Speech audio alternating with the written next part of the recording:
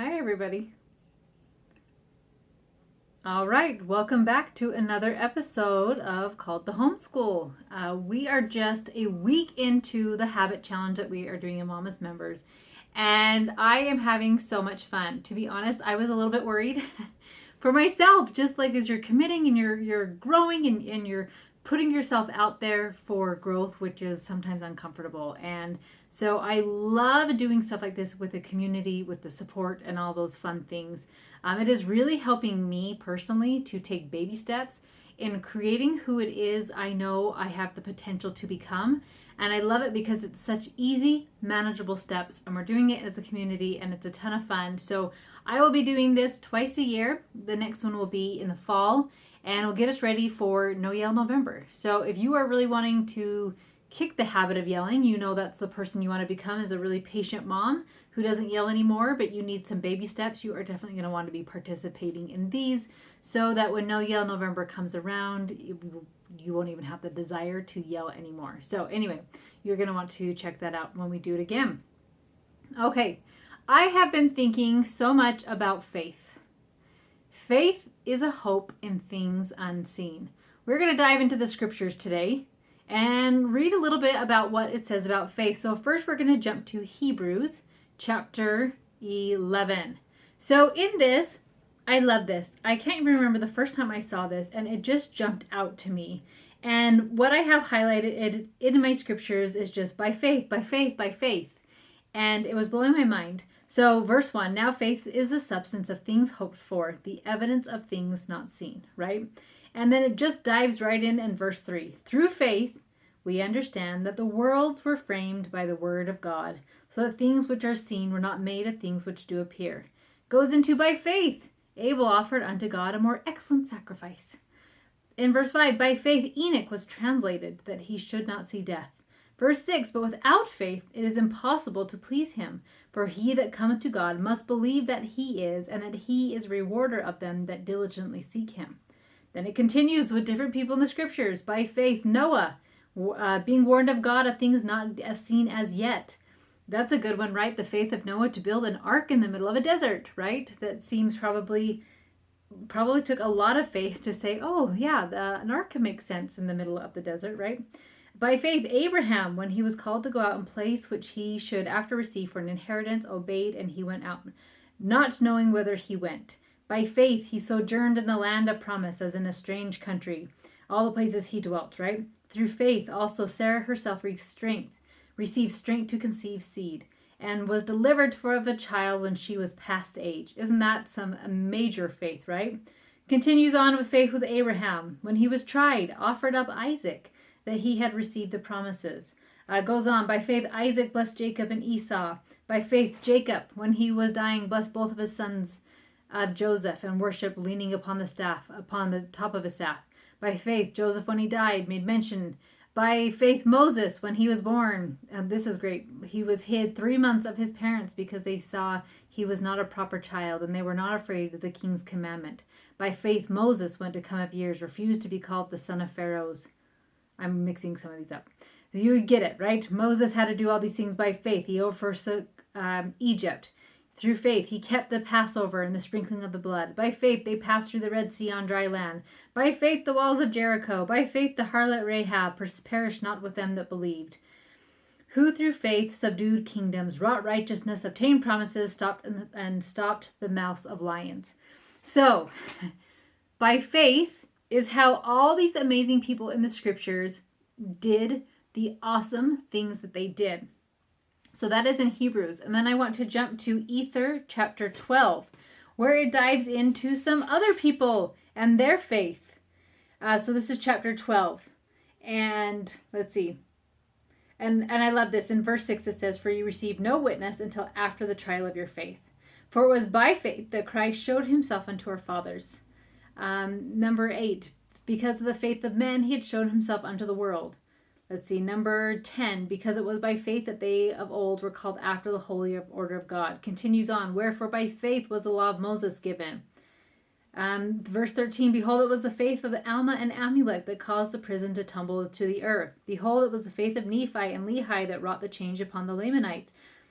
Behold, it was by the faith of Ammon and his brethren which wrought so great a miracle among the Lamanites. It was by faith that the 3 disciples obtained a promise that they should not taste of death.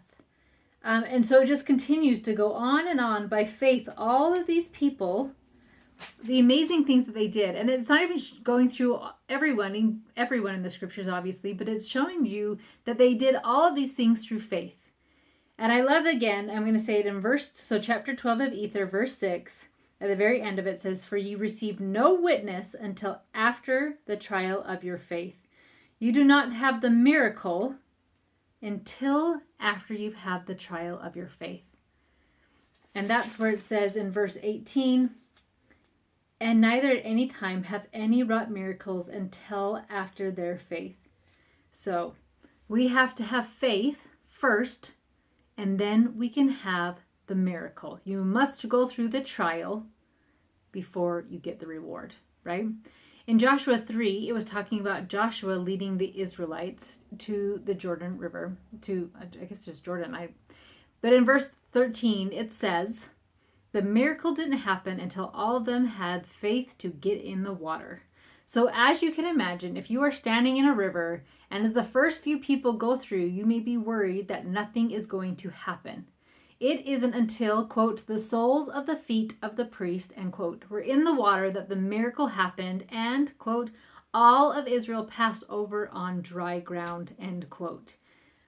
I find it so interesting that maybe some of these people cross the dry ground and one day they are telling their grandchildren this story, how they had such faith that this miracle was going to happen. I have been thinking about this so much with homeschool. I have had to run on faith so many times. I have had a lot of the same fears with my kids that a lot of you have had. Some of my fears were, how do I teach so many different grades or so many different children? What do I do with a kid that has a ton of energy? How in the world would I ever teach advanced grades or even junior high? If I don't teach them well enough, will they be able to provide for a family one day? Do they understand? Insert any subject. Worrying about if I'm able to teach them enough. I get it. It feels scary. Then one day, my oldest son made it to 10th grade. He'd been homeschooled the whole way up. And in the middle of 10th grade, he created a plan and he decided he wanted to get his high school diploma. He had to do 4 years of school in 2.5 years, and he did it. My next son made his plan. He decided to skip high school and got his associates in 2 years. Now my daughter came along and also decided to skip high school and got her associates at 16. You better believe that I have so much faith that everything works out.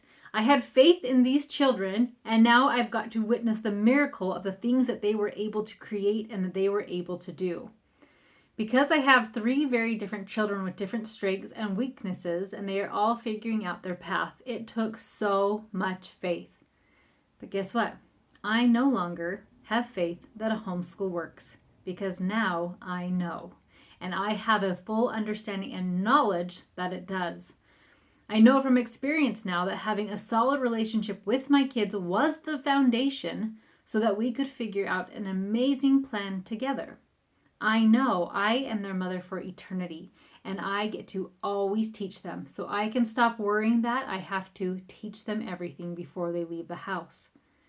I still have 4 kids home, and the worry is gone because I just know that everything will work out because it always does. I know miracles will happen for me and them just like they did for my 3 oldest kids. I have so many amazing clients that I am absolutely honored and privileged to work with. They are taking a leap of faith that everything will work out. But friends, I want to remind you that the miracles will not come until after that trial of your faith. I don't always get to see the miracles in my client's life, right? A lot of times I'm helping them at the beginning or during the middle of their trial of faith. But every now and then I get to hear the miracles and that others have shared with me. And I wanted to share some of them with you. And these are not to toot my own horn, but just to show you what is possible. One letter said, "My heart is full of hope after working with you. Really, I'll never be able to repay you for what you have done for my family and me. You have been an earthly angel that has appeared in a time of much needed miracle and change in my life and family. Thank you for never ending patience and acceptance. You truly are awesome. I love you and am eternally grateful for you for giving me my family back. Talk about a miracle of getting your family back. Isn't that just beautiful? Taking this leap of faith of trying things differently, showing up differently in her family, showing up differently with school and all those things, and the miracles that she is starting to see in her family. And I love that line. So grateful for giving her family back.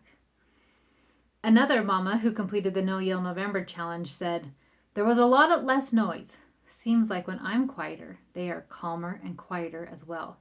I also think no yelling helped my oldest feel less resentful when correction was needed. Holy miracle, right? If you live in a house of noise and chaos, taking faith that if you are quieter and doing those types of things, the miracles that it was creating in her own family. And then it doesn't say that she never had to correct her children again, but the resentment was gone because of the way that she was able to do it and the leap of faith that she did, the leap of faith that she took in order to do something differently. And one more, also from the No Yell November, said, it is hard not to yell, but when you stop, it is easier to listen. I got the impression this month that mom controls a lot of the atmosphere in the home. And if we want peace, we have to create it. My kids have been happier, a huge miracle, right? I'm seeing their confidence return and even more joy has entered my heart. More joy for the chance I get to be a mother. This amazing woman took a huge leap of faith and trying to overcome a habit of yelling at her kids. And look at the miracles that came from it. A happier home.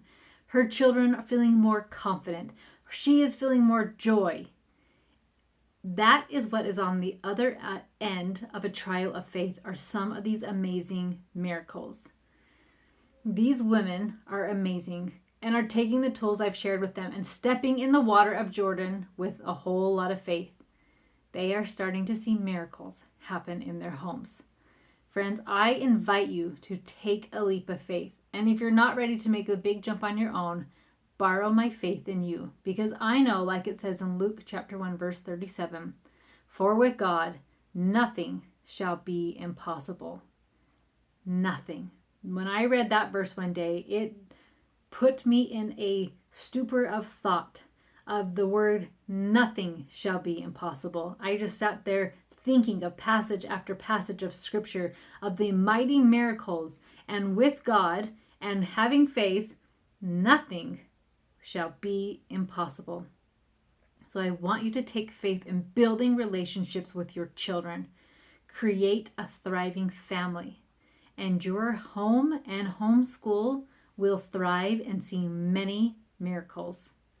If you are ready for the impossible, whether that is peace in your homeschool, unconditional love for your kids, or confidence in your ability to teach long division, I would love to have you in Mama's Members where I can help you get there. Have faith, my wonderful friends. I love you all, and I will talk to you next week.